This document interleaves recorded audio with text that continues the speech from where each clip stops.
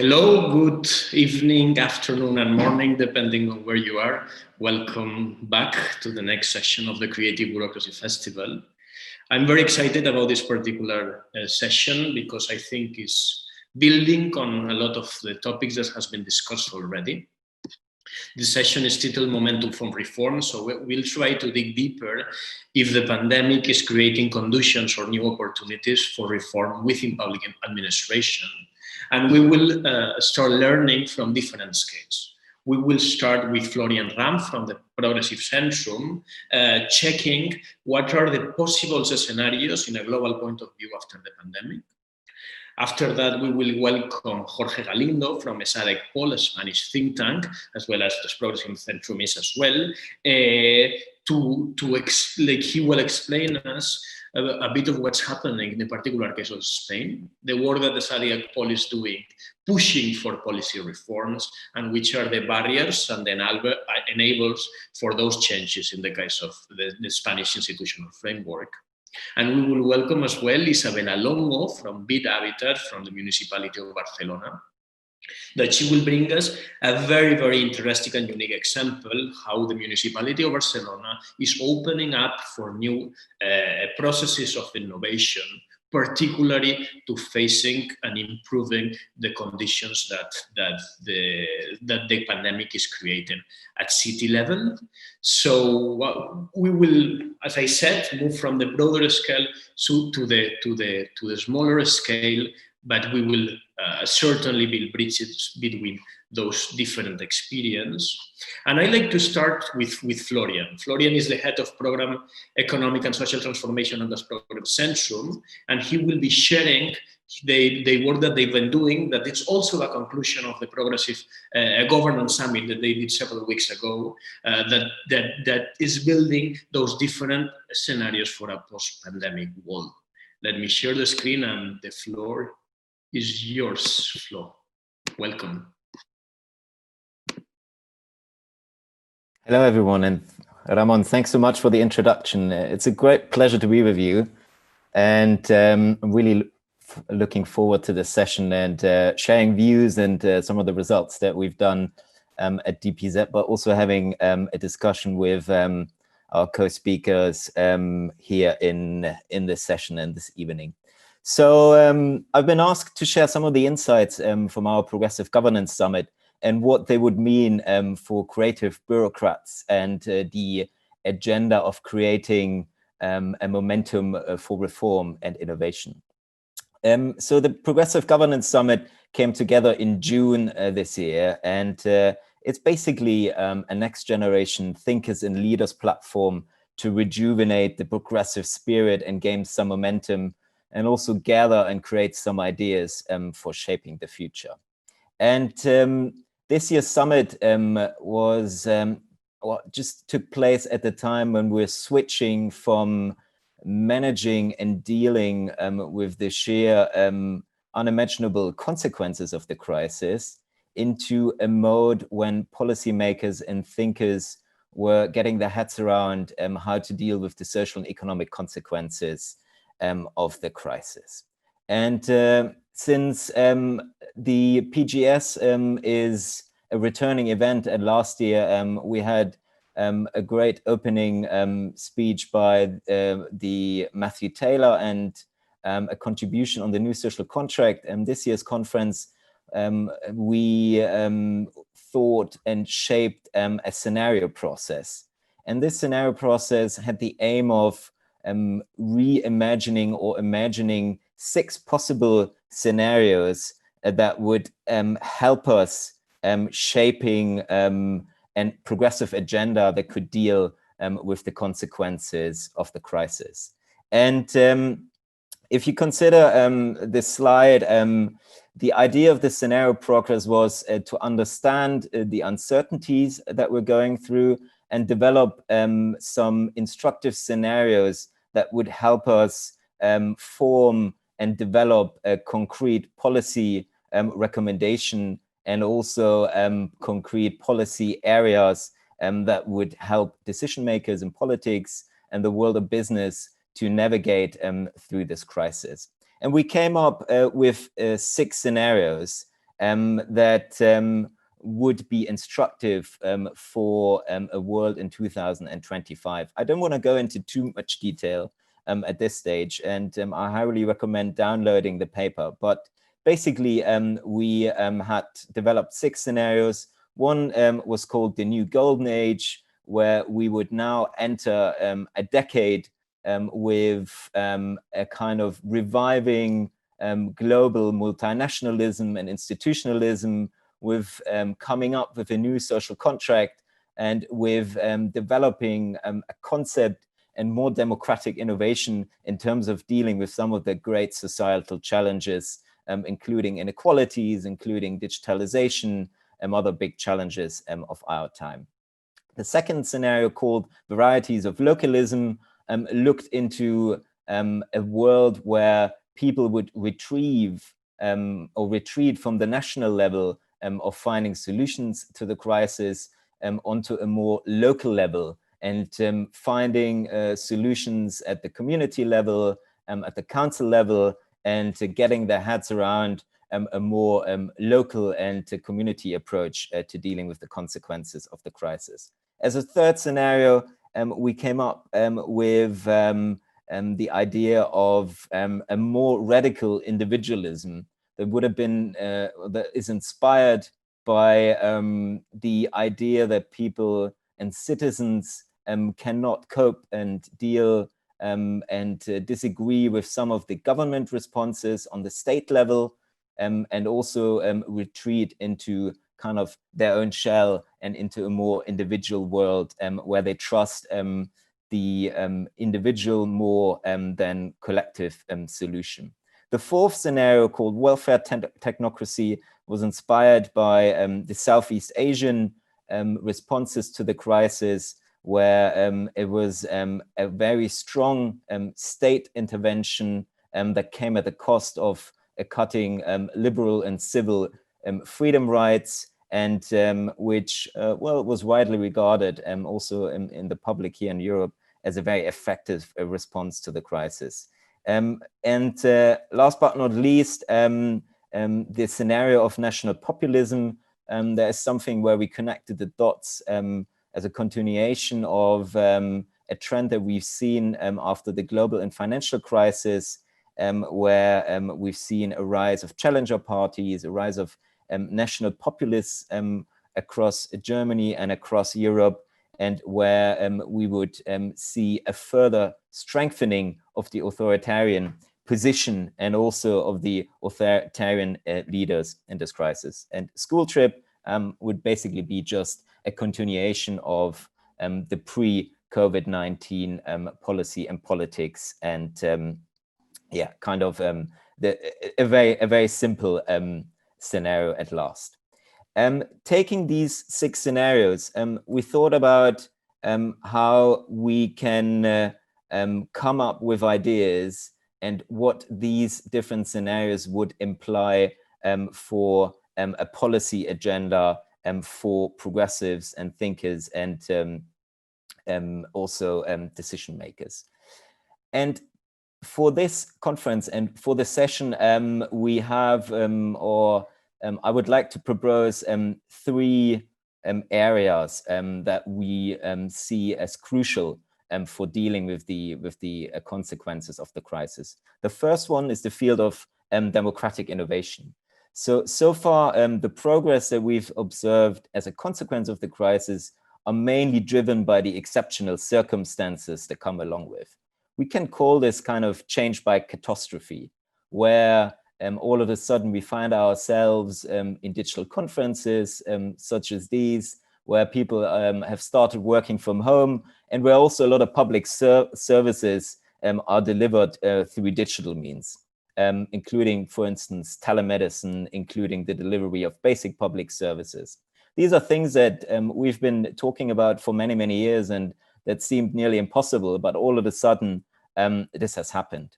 But now that we're moving into a kind of stage of the crisis where people are questioning to more extent the institutional and the state responses to the crisis, and where we see that people And some, I have to say, these are the minorities, show signs of a lack of trust in some of the government responses. We must really ask ourselves how to take the crisis forward and what kind of new modes of governance are necessary over the following weeks and months and possibly years, where we have to continue dealing not just with the pandemic, but also with the social and economic outfall that is yet to come in most countries. So moving on, the second big point that we identified is the so-called, or that we may call, the big transformation. And as a response to the crisis, governments are stepping in at an unprecedented scale at both national and EU level, with coming up with stimulus packages to reboot and reboost the economy. And in return for rescuing and supporting large parts of the private sector, the public and public decision makers must demand a clear commitment by the private sector for a just and sustainable transformation of our economies. We have to make them more sustainable, we have to make them more fair, and they have to be more innovative. There are some signs, for instance, the conditional bailout of Air France that we've seen, where governments have stepped forward, but these examples are not far-reaching enough. And what we need is a digital public, or a digital public entrepreneurs who seize the moment and design, in the words of Mariana Mazzucato, a mission-orientated state who steers the big digital and climate transformation and identifies opportunities for public investments. So here we need to change the mindset, develop skills, and hire people who will help us and identify the opportunities and the momentum for reform to transform and master some of the big challenges, including the climate crisis and the digitalization, to help overcome the crisis at the end. Last but not least, and a third point, there must be more leadership at the national and at the global level. When we look at the kind of political response, we obviously find a lot of different political approaches of how governments have stepped in and responded to the crisis. This session is not there to discuss kind of the effectiveness, what has been successful and what not. But what is striking is that we hardly see discussions about the global nature of the crisis. There's been the disruption of value chains. There has been a disruption of our multilateral institutions and systems, including the World Health Organization, which has been under criticism and under fire. But what we lack and miss is the kind of spirit that followed World War I, where leaders came together and built a consensus around what we would need to rebuild the societies and economies that have been shattered by the crisis, and back in the days by World War II, and how we can build these new institutions. And here we need inspired, creative bureaucrats who will come up with ideas and who will push also the political leaders to apply a more bold and more progressive agenda in this sense. So yeah, this is a call for more democratic innovation, for new mode of governments, for digital public entrepreneurs who seize the moment, and for more leadership at the national and global level to deal with the crisis. Thank you so much, Florian, for this very, very insightful initial presentation. Now, Jorge is working for ESADE Economic Policy, one recently created think tank in Spain, but already really, really influential. And he knows a lot about the Spanish reality, despite he's talking to us from Colombia nowadays. Yeah, indeed. I am in the cold Bogota right now. But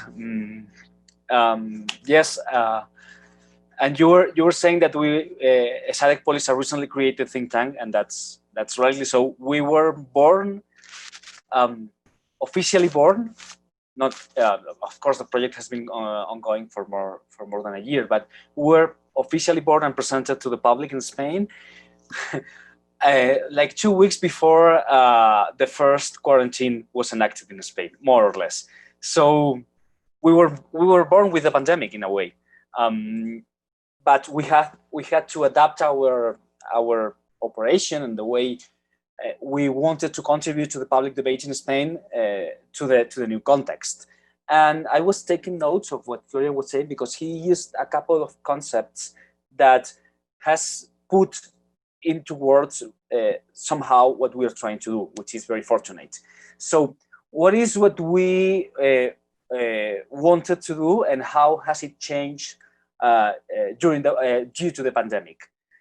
The original idea of SADC Poll was to contribute, as I was saying, to the public debate on economic and social and public policy in general in Spain, using evidence-based insights, but also, and this was capital and fundamental, putting on the table viable and proposals. When we use viable in a democracy, what we mean is that these sorts of proposals we cannot fall into the welfare technocracy category that Florian was using. This is what we wanted to avoid. This was, I believe, a common mistake by many European reformers after the Great Recession, that in part helped rightly so to feed the populist backlash. So I think we cannot fall into the same mistake a second time with this current crisis. And the COVID, the pandemic, the sort of economic crisis that is creating that we are witnessing already. Probably Isabella will have a lot to talk about, because local authorities are being the first line of defense in this situation that we are living. So this pandemic has highlighted this fact, the fact that we cannot, or we should avoid repeating the same mistakes. Fortunately, SADC Poll was departing already from this point of view, in the sense that we wanted to put on the table things that were that could be embraced and could be useful and could be seen as interesting for, in the end, voters, for citizens. This, I don't know if this is democratic innovation or not, but we aspire to be within that category for sure. And that's why what I referred, what I was referring to when I said that Florian was putting into words things that we were, kind of working on. So the pandemic in Spain, the kind of, especially the economic effect that it is creating, so to speak, is highlighting the fault lines that we knew existed already. And we witnessed them already back in 2008, 9, 10, 11, meaning a very particular, a very idiosyncratic form of inequality that especially affects those who hold more precarious precarious jobs, who are in the lower part of the distribution of the income distribution. The young, in particular, I mean, there are two factors here. One is being young, and the other one is being from a household that lacks the means to create your own private safety net. The Spanish welfare state is unable to create a powerful, reliable safety net for those who are young and who belong to vulnerable households. And this was already evident back in 2008, 9, 10, 11, 12. And it is becoming even more so right now. There has been some advancements. There have been some advancements within the current realm policy making in Spain. Particularly, there was an ingreso mínimo vital enacted in Spain, a minimum guaranteed income, and this new policy created a lot of expectations as a new tool to begin building this safety net that is lacking for this segment of the population that is suffering with particular intensity the consequences of the current crisis. The funny and sad thing has been to witness to what extent the initial project has been difficult to implement due to another set of limitations that are also structurally built within Spanish policymaking and decision making. And this takes me to the second set of structural problems. First, we have inequality. We have, in theory, a new policy in place at the national level that is designed and thought to fight this particular form of inequality. But the hard fact, what we have been able to witness, is that the implementation of this new guaranteed minimum income, of this new policy, is being extremely difficult. Why? This is a very complicated why to answer. But we have a guess at SADC Pol, and of course it's not our guess, it's something that comes from many years of a lot of academics, a lot of policy entrepreneurs facing the same sort of difficulties and walls to push forward new policies. And it has to do probably with how Spain selects and chooses its public elite, and the way our policymakers, and when I say policymakers, I mean them in a broad sense, both at the elected officials and non-elected officials, are mostly rigid, almost hereditary, and in that sense, just unequal body, and centralist as well, body of policymakers, of decision makers, who are not very resilient in a situation like this, on which you need a rapid response, a new set of policies that are not only enacted, but also implemented. The questions are: who makes the decisions in Spain, who's calling the shots, where are these decisions made, and who informs these decisions and with which data? And what we have been seeing is that this, regardless of the fact that there's as we say in Spanish, voluntad política, the political willingness to tackle the economic problems created by the pandemic, the people who in the end are implementing, making the on-the-ground decisions on how to implement these policies that are being enacted, are facing, or are themselves many times, structural limitations to the implementation of these policies. So this is part of a political economy problem, so to speak, because the fact is that if we don't create a broader impulse for reform that includes not only the set of specific policies that address inequality or other sort or poverty or another segment, gender inequalities as well of structural policies in Spain, if we don't add to that the logic of change in the public administration, any policy we implement will only go as far as these structural limitations built within the logic of the public administration in Spain lets us to go. This has made us move the focus towards the way decisions are implemented. We recently published a paper, we were commenting offline before the meeting, by Octavio Medina in SADC Pol, that tried to spell out the very specific aspects that are preventing this policy, this guaranteed minimum income, to be implemented in Spain to the full extent. He was talking about the lack of consideration for what digital innovation, digital inclusion really means, especially in a pandemic, the lack of connection between the different levels of government, between the national, autonomico or regional and local levels to share information, the lack of actually partnerships between non-profits and public and the public sector, and how this, in the end, that is consolidated by a public sector that is mostly rigid, especially at the national level, at the state level, that is not able to adapt to new challenges, is preventing this policy from being completely or fully implemented.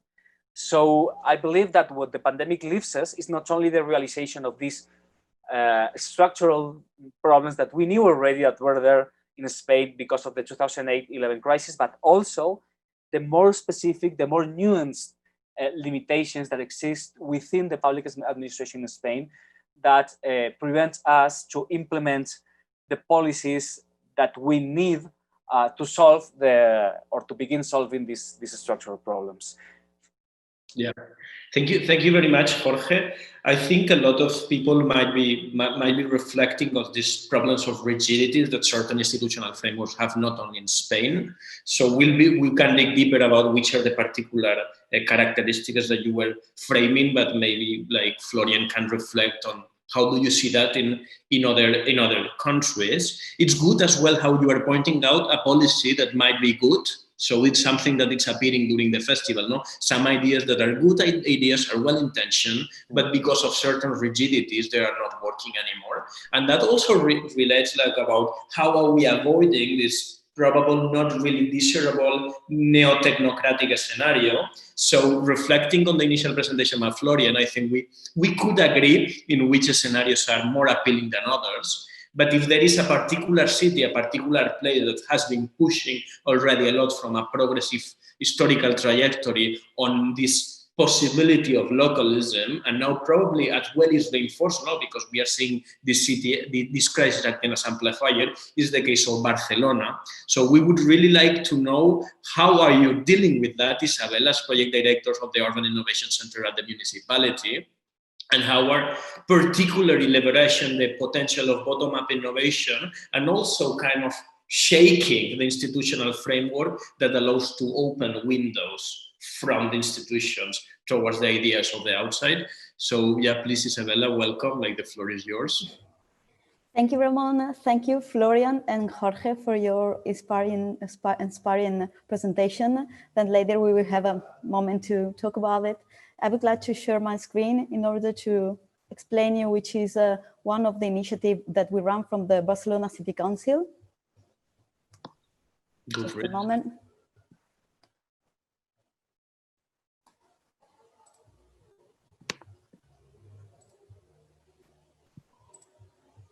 Can you see my screen?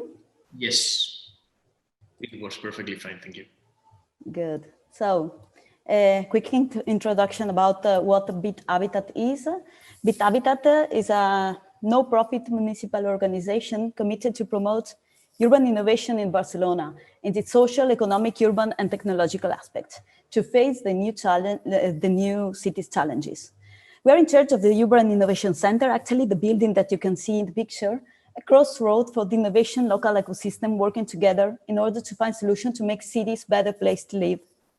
Indeed, being a body of Barcelona City Council, our main works model is the quadruple helix approach, easing interaction between academia, that means university, industry, government, and citizen to foster economic and social development. The pandemic crisis is highlighting that in order to solve global challenge together, a collective and local commitment and responsibility are the keys. May well a plural and participatory action take place. In this sense, the alliance among the different stakeholders is crucial for accelerating change toward a more resilient cities. Innovative approach is not a solution, but might be a useful tool. And that's the reason why I would like to, in order to find solution for this, for the challenge cities is facing in post-COVID scenario, we're working in two main directions. The first one, the digital transformation, and the second one, the urban innovation. I will quickly explain the digital transformation part because we just kick off this plan of the digital inclusion plan. So under the scenario that we are seeing, we are putting effort in humanizing technology. That has to be the technology has to be at the service of citizen needs. It's what we call technology humanism. Now more than ever, we are focusing on the ethical of digital rights. And then in COVID-19, new technology is generating new discrimination. The digital gap is also generating social gap. And it is a reason why we are developing a digital plan. This digital plan includes 3 main axes. That one that are not knowing, that doesn't know own technology. That one, a plan for digital right, a plan for digital transition, and a plan for digital inclusion, in order to have everybody in the society, and in order to work against this digital gap, in order to achieve a smaller social gap as well. Secondly, we are working in urban innovation plan. What we mean for urban innovation, it is our DNA. It is what we do in BitHabitat. What we think is that in order to, resident behavior for the society, what we need in this moment is going digital, the ability to rethink a strategy and business model, and maybe to claim new kind of models, collaboration among sector and stakeholders, co-create among different agents and stakeholders, and the local perspective. So that's the reason why we launched this initiative. The name is Ciudad Proactiva, that is proactive city. And the aim of proactive city is it is a call from grant, actually, with the aim of providing financial and technological support to the local innovative ecosystem to develop and implement high-level impact project able to generate tangible urban change with a quantifiable social return, and aim at achieving possible and measurable impact in short term on our city and the people who live in.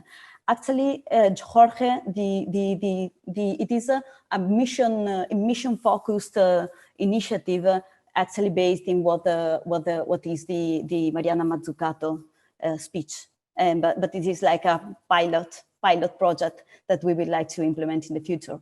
So, which kind of project? High impact project, measurable and demonstrable, bottom-up approach.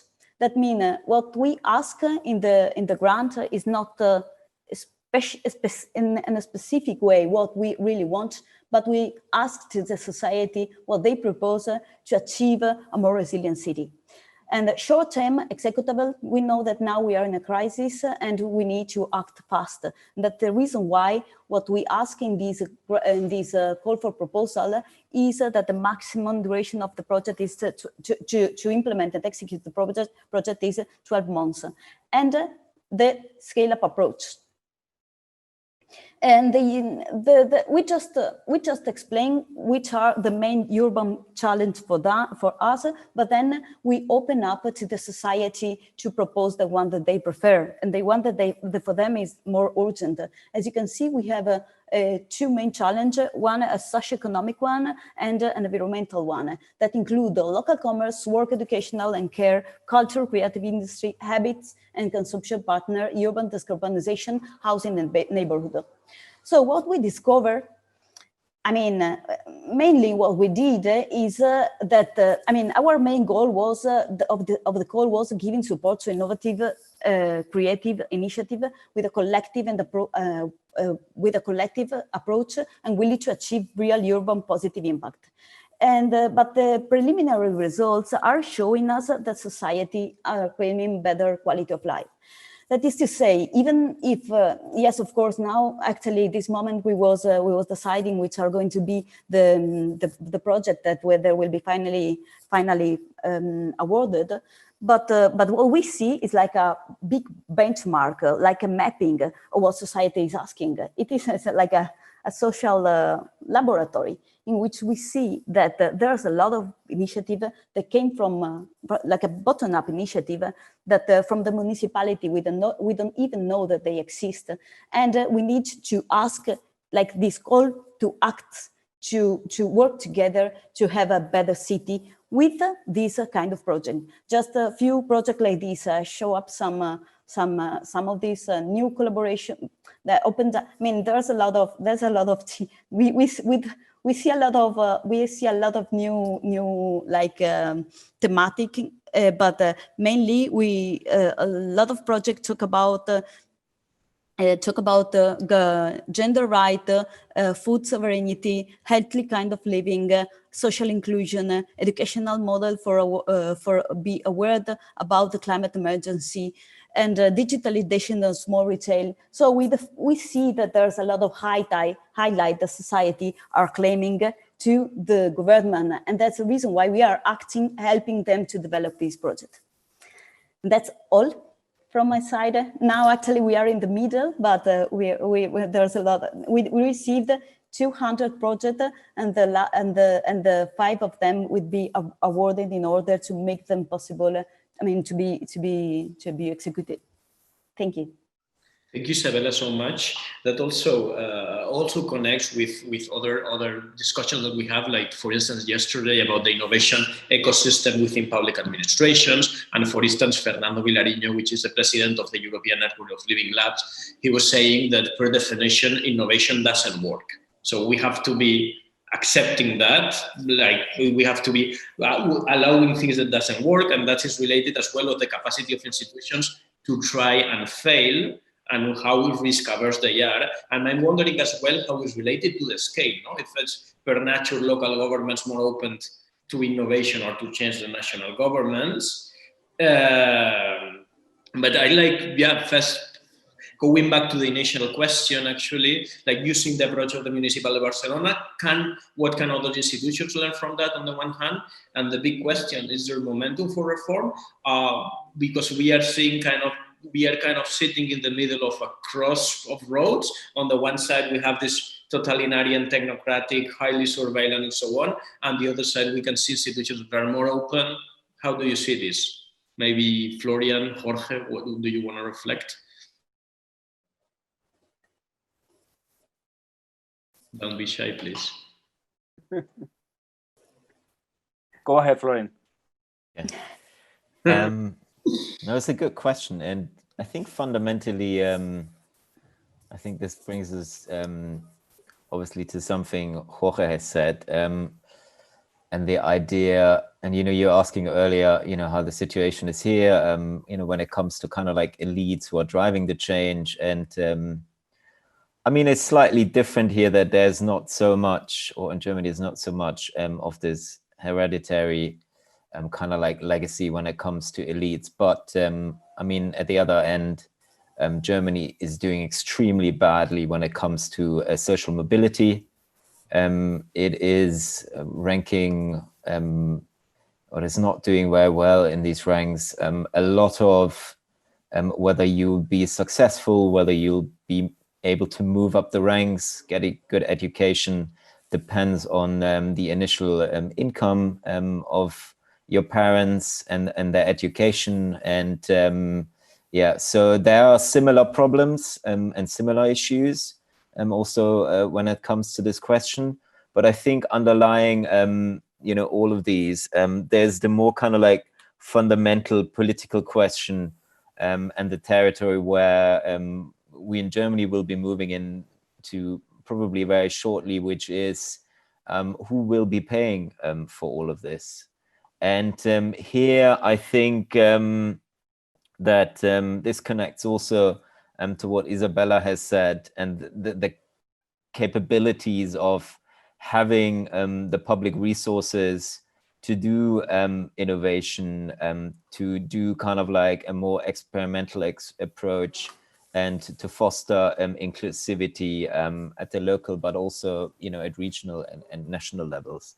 And I think Jorge mentioned that in his speech as well, and his remarks. We have to really be careful of not to repeat the mistakes that we've done in the early 2000s, where the conclusions of the global financial crisis were to dive into a deep period of austerity. And, you know, we've suffered greatly to varying degrees. And again, this probably goes into too much detail, asking, you know, which states have been doing very well and why with managing with the crisis, and whether they're kind of like, whether there's a question mark behind the kind of like more Anglo-Saxon response when we look at, you know, deaths and also the spread of the pandemic. But yeah, at the end of the day, we must not repeat the mistakes that we've done in the early 2000s. And here we're moving into a really deep political territory and something which is kind of like looming behind, you know, all of the things I guess we're kind of discussing here at the moment. How can we avoid those mistakes, Jorge? If I knew I would be running for office, probably. There's a very famous quote from Jean-Claude Juncker back from 2011-12. He said something like, "We know what we have to do regarding the European debt crisis, but we don't know how to do it without people stopping voting for us." So I think that that's the wrong way to frame it. The question should have always been how to create a coalition of a voters coalition that in the long term is sustainable and produces the kind of changes, the kind of progressive changes that we want to see. That's the only, and this is a political economy question. This is not even a policy question. It's not, it is a political economy question. You have to be able at every single level, regardless of whether you are a person who's running for office or where you are just an advisor or a person who is trying to put something on the table for the public debate, as we do at the SADC poll, you have to keep that in mind.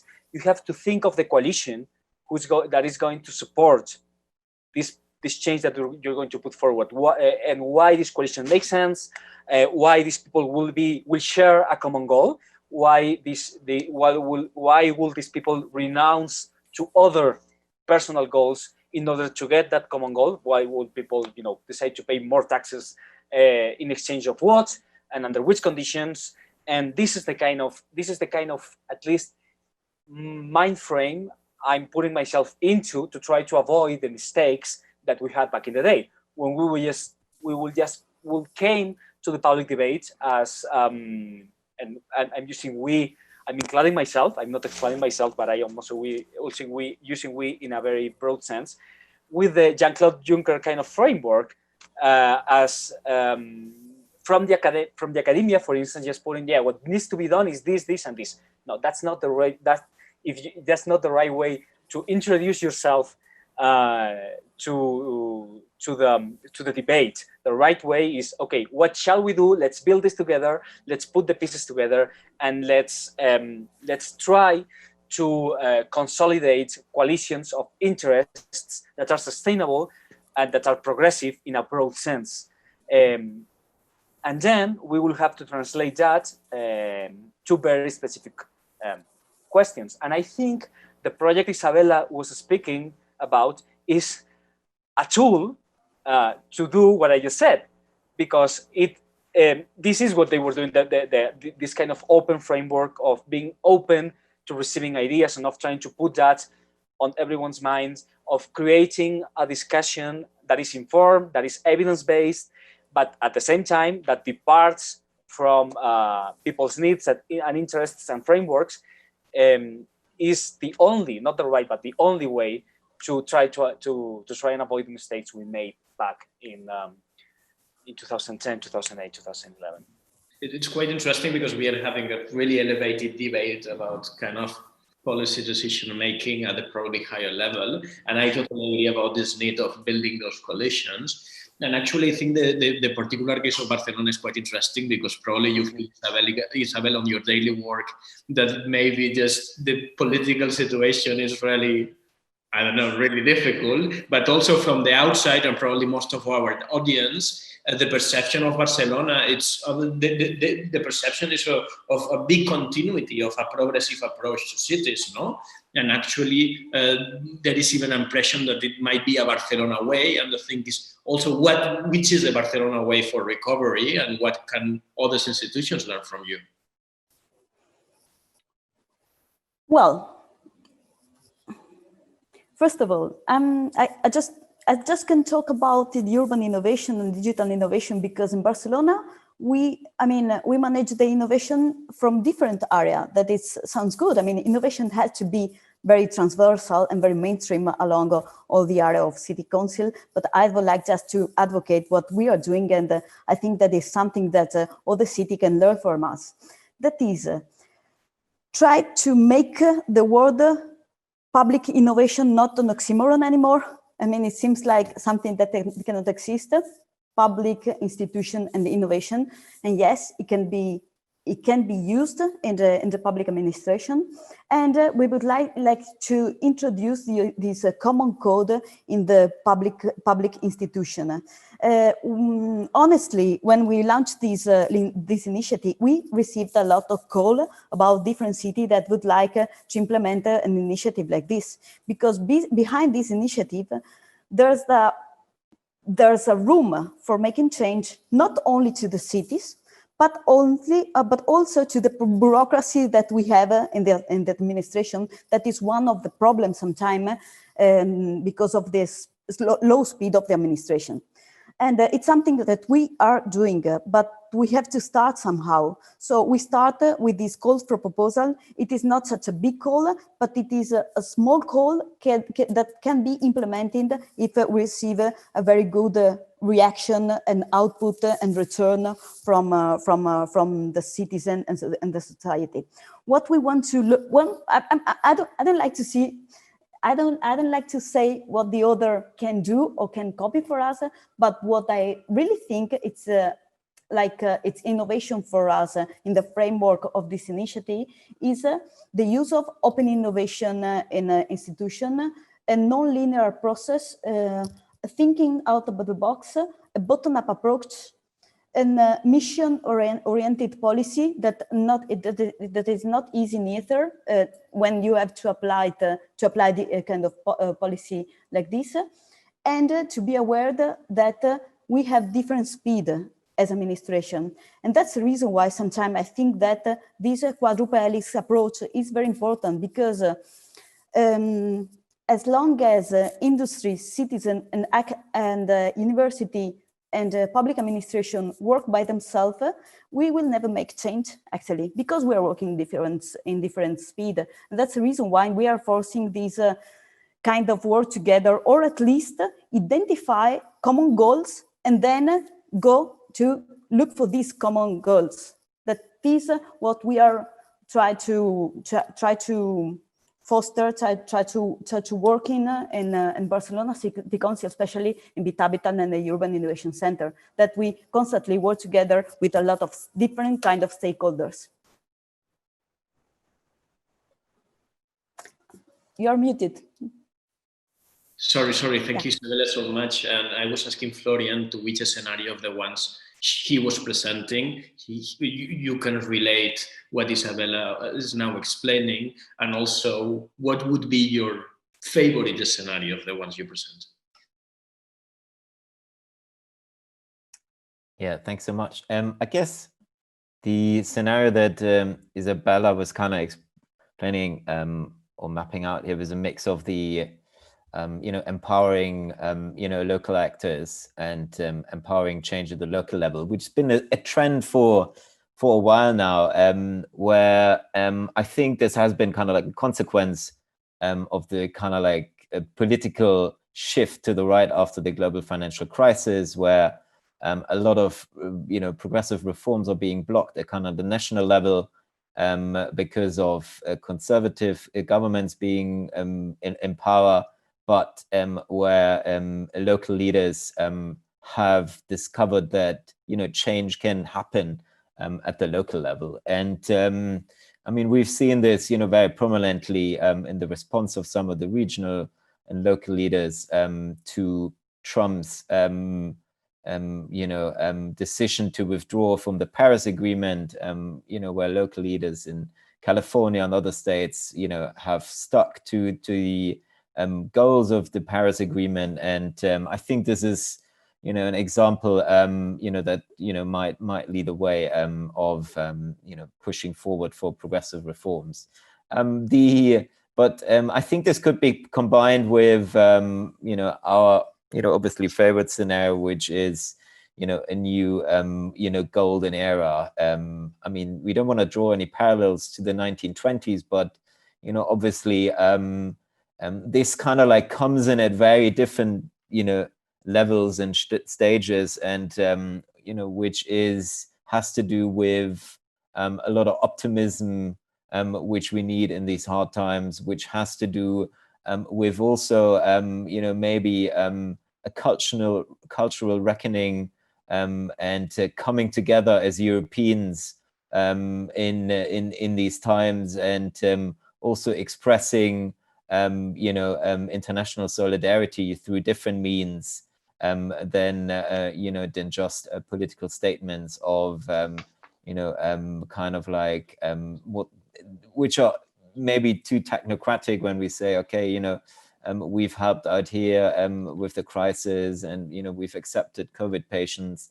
I think this is a very good start, but it can go beyond. And I think if we there come together to rethink what multilateralism means, if we come up with a new social contract also at the European level, which helps us to see and think about also the divides in Europe, the North-South divide, and which helps us to come up with a narrative of hope. I think this is what this scenario stands for, and I think what would be a really good way forward. Thank you, Florian, so much. We have to start wrapping up because we have 3 minutes left. I wish we had more time also to dig deeper on the inequalities, elements of gender, digital gap, and so on, and we share the different kind of social rights that are somehow appearing across Europe. I would like you to say the final remark, a hope, maybe a dream, or an expectation for the recovery. Jorge? Well, I really like the idea of democratic innovation that Florian was putting forward, and I believe that's what we have to strive for. This sort of golden age, so to put it.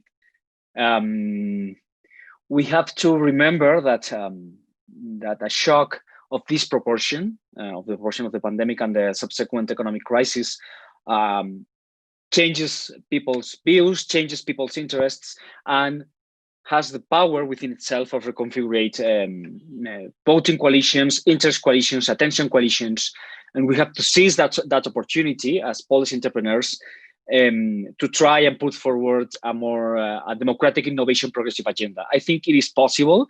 I think it has been done. It was probably the most famous example was the post-war arc of events in Europe and the United States in the 50s and 60s and 70s, and I believe we can model ourselves back to that to an extent, and that as Florian was saying as well, we are the architects of the future. We are not the victims. So yeah, let's just at the very least let's just try. Okay, Isabella. Thank you, Ramon.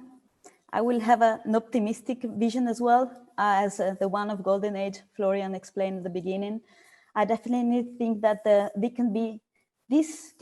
is a tough moment, but can be a starting point for a process of change.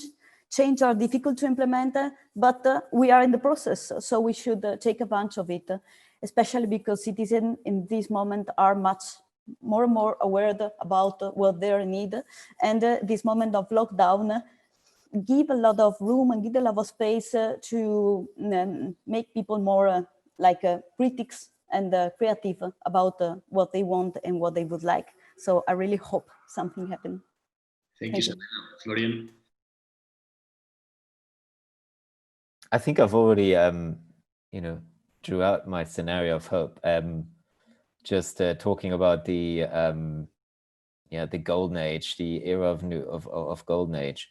I think what I really hope for is something also which is in the spirit of the festival, that we really understand and seek the potential this crisis has to reform the public sector and reform public administration, and putting public services in place which help citizens to feel and closer to the state, to see their needs being fulfilled, but also to see a more proactive public service which really understands and also manages to recruit some of the great talents we have as societies, which are currently writing algorithms for some big tech internationals. But we need those peoples to be in our public services and to bring forward an agenda and a mission that really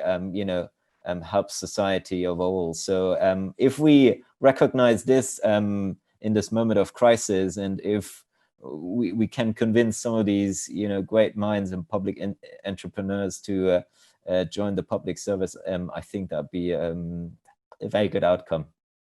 Thank you so much. I'm actually just sharing that dream for a new golden age based on democratic innovation and progressive reforms. And that needs obviously a creative bureaucracy, a bureaucracy that is able enough to attract the talent that is around. So thank you very much, Jorge, Florian, Isabella. I hope to see you soon. I hope everyone enjoyed that conversation as much as I did as well. Thank you, and have a good evening, afternoon, or morning, wherever you are. Thank you very much. Ciao. Thank you. Bye. Thank you.